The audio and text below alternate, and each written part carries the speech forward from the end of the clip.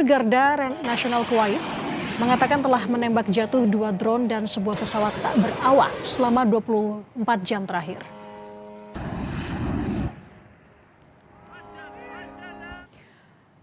Rudal Iran dilaporkan jatuh di sebuah bangunan tempat tinggal di kota Haifa, Israel Utara pada Minggu 5 April, saudara. Serangan rudal pada gedung 7 lantai tersebut membuat struktur bangunan langsung ambruk sebagian.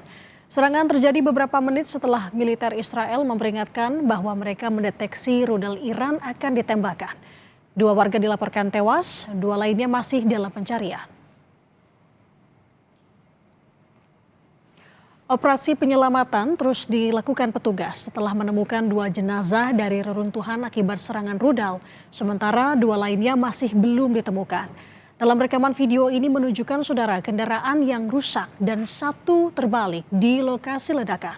Dinas Pemadam Kebakaran dan Penyelamatan menyatakan pasukan bekerja sama dengan Komando Pertahanan Dalam Negeri selama beberapa jam sebelum menemukan korban.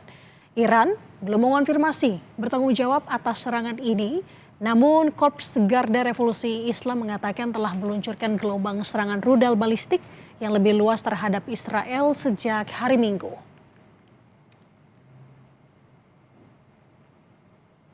Sementara itu, saudara, Pusat Komando Amerika Serikat merilis rekaman yang menunjukkan pasukannya menargetkan drone Iran saat perang di Timur Tengah memasuki minggu ke-6. Dalam rekaman itu terlihat sebuah drone meledak menjadi bola api besar setelah terkena serangan dengan pecahan-pecahan yang terbakar kemudian terlihat berjatuhan. Tanggal dan lokasi pasti dari video yang dibagikan oleh